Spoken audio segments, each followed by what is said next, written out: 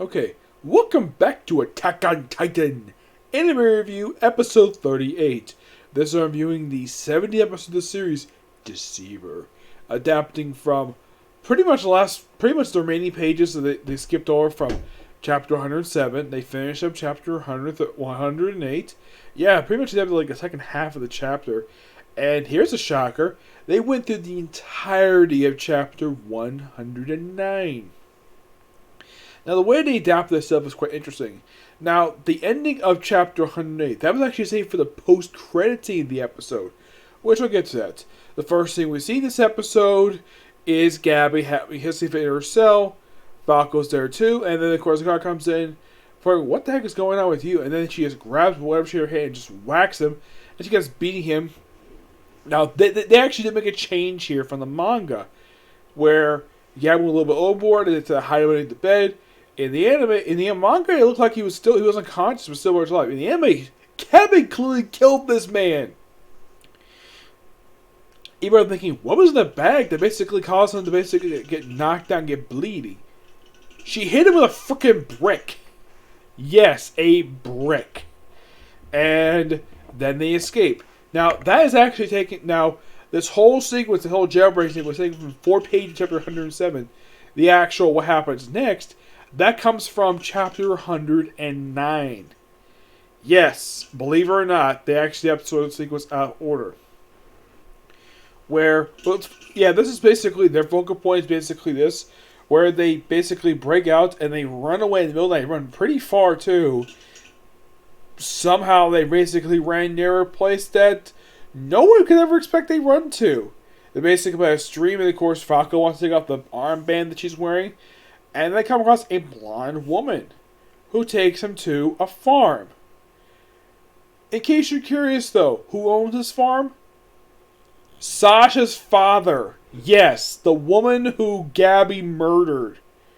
Who she killed a couple episodes back. Yeah, this is her family farm. And the little girl is revealed at the very end of the episode of who she really is. So, they have basically on the farm for a while. They do have Ben and Mia as siblings. Yes, siblings. My only guess is the reason why that Falco decided to call her his sister, because he's taller than she is. Despite the fact, I think they're basically the same age. Mostly, anyways. There's only a couple things that are rare in this episode. I'll get to that, but I want to focus mostly on this portion on Falco and Gabby. So, they basically... Gabby says that intentionally some things at the table where she's very hesitant to eat from this table because... Oh yeah, by the way, when she hears Sasha's father's accent, she referred to it as a Southern Marley accent, because, that sounds very familiar. So basically the guy could be from Marley. Yeah, I think with Sasha's family, it's not much is known about them, except the fact that her father is a village chief. Yeah. That's the only thing known about the guy, aside from the fact he's Sasha's father. Though he did previously appear a couple episodes back, when he basically was there to see when he met Sasha's friends. And it was very heavily into that in basically post-time skip. That possibly that Sasha and Connie may have been a couple. Maybe. As far as I can tell, the series never confirmed the fact if these two became a couple or not, because of how close these two were. I wouldn't be surprised if they did, because makes sense. Makes more sense than Jean and Sasha, because Jean's always had a thing from Mikasa. Despite the fact Mikasa basically has her eyes for Eren. Yep. Eren himself, in case you're curious though, does he physically fit in this episode? Shockingly, no. He doesn't. He's actually remarkably absent throughout this episode. So, they do some chores, and of course then Gabby gets her head bitten by a horse. Yes, basically her head's of a horse's mouth. Yeah, it's kind of weird. And then of course they calm down, and of course they call for lunch. And while they're chatting somewhat, the girl finds out they're from Marley. And, well, they kind of basically go on this rant. Now, surprisingly, here's the thing though. Gabby's lines that she does in this episode, both at this little moment and what happens later, is completely accurate to how the manga presents it. Which is quite interesting, because normally they change it, like a little wording here and there. And I was surprised they kept all the manga dialogue for Gab in this episode, which, yes, because usually, like I just said, they might alter here and there. Mostly they basically keep it the same. And so, basically, this girl, I don't remember the character's name, it's just some blonde woman, she take him to a village, a nearby village, like, this place looks familiar. Was this Connie's village? Technically, no, this is not Connie's village. Oh, no. They were able to show the flashback. They say, oh, yeah, a girl a bit older than me saved me from a Titan. And the girl who saved her was Sasha. And they show a flashback from Season 2. Yes, the season adapted one story arc from the manga. A season that everybody felt as though was too short. Only 12 episodes. This season is slightly longer than that. Because fans of the series loved the length of Season 1. They did not like the length of Season 2. They felt as though it was too short, and they could have done more story, but they didn't. And in the case of this season, it's actually shorter than the last season by about 6 episodes. But at least as long as Season 2. So basically, Falco reveals to the girl, I don't remember the girl's name, by the way. She's apparently an orphan who apparently her mother was eaten by a Titan. Thank God they actually cut that from the anime, because I don't think people would need to see that. Because here's something shockingly, though. Anybody who's watched the series knows that a lot of the show features a lot of Titans. Like a lot of Titan action. Not in the case of Season 3 per se. For the first half of it, because there's technically not much for Titan action, because they have from 2 story arcs where one arc had no Titan action at the very end, and the other one did have some Titan action. Basically, what the series is known for, having the characters kill a lot of Titans. It was great to see that again. Yeah, and of course, there's a flashback in here. Also, not only Season 2, but also to Season 1. Yes, the Season 1, believe it or not. I'll get a little bit of that in a minute. So, I thought that was great. The fact that it was revealed that this girl is the same little girl from Season 2. But 4 years older. And apparently, after her parents were killed by her mother was eaten by a Titan, apparently Sasha's family took her in, along with several other kids.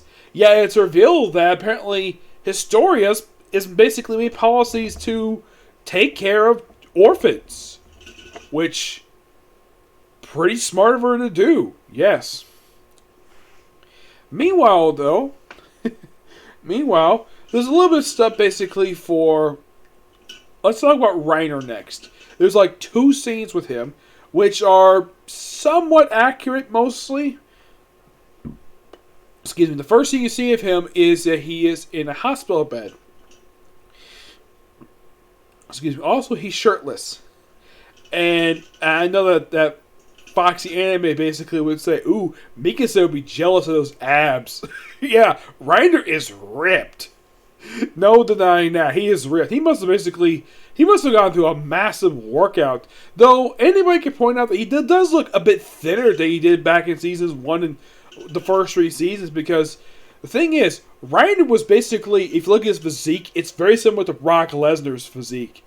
And it appears as though he did slim down a bit, but at least he basically was still having a 6-pack. Though his arms weren't as big as they were back in the first couple seasons of the show, he's more thinner than he was back for the first 3 seasons of the show. Mm-hmm. Yep. And he sees Peck. He sees, the second to last host of the Jaw Titan there too. And they're there with a wine bottle, basically more than happened before. And then we cut to the end of the episode. I'll talk about the rest in a minute. But the ending, now that particular that whole little moment, that's taken from chapter 107. Now, in the case of the end of the episode, that's taken from the last few pages of chapter 108. Yes, 108. where we see sort of the aftermath of the Warhammer Titan attack, and the leader of the Marleyan army wants to figure out a way. He wants to wait 6 months to team up with a global alliance to take on Paradise Island. And Reiner basically, everyone points out though, that they need to rescue Gabby and Falco.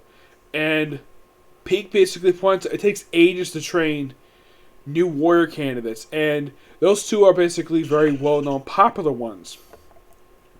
So, Reiner suggests launching a surprise attack right now. And that's where that part of the episode ends. Well, that's actually the episode itself.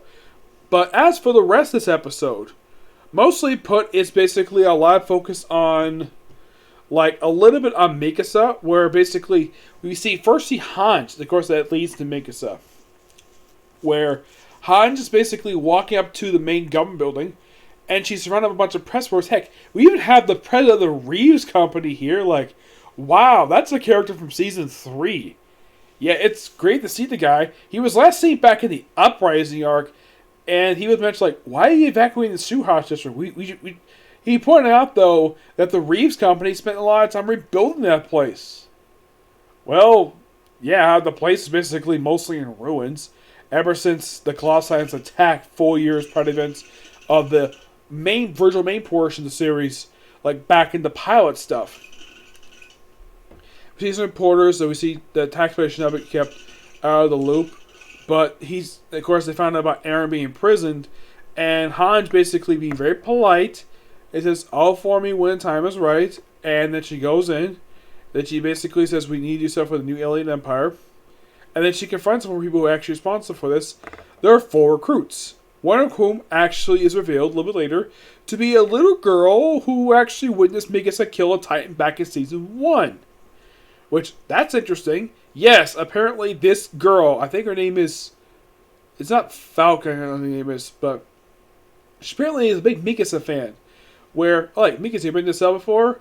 Well, she has been in the cell toward the end of Season 3. She was imprisoned, yes, for about 3 months due to disobeying orders and attacking Levi. Yes, both her and Eren were basically in prison for that. For about 3 months, and she got thin. Really thin. Eren pointed out, hey, you lost weight. Yeah, because she had no exposure to the sun. And then once she got out, apparently her muscles came back too, which I thought was quite hilarious. Yeah, and of course we have a brief flashback to something that happened years prior to events of the series, when Eren basically saved Mikasa from kidnappers. Where they actually they cut some minor bits here and there.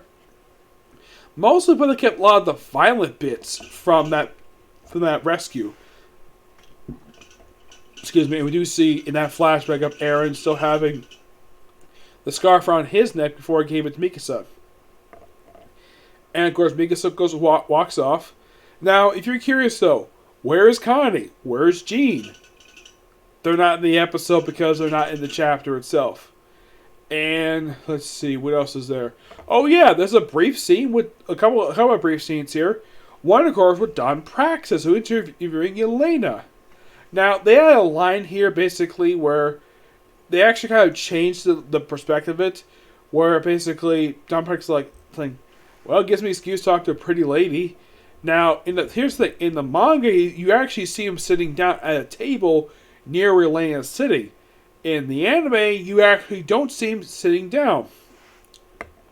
It's a very brief conversation. The other one is somebody who's a relative of Mikasa, who was really very relative to Mikasa in the last episode.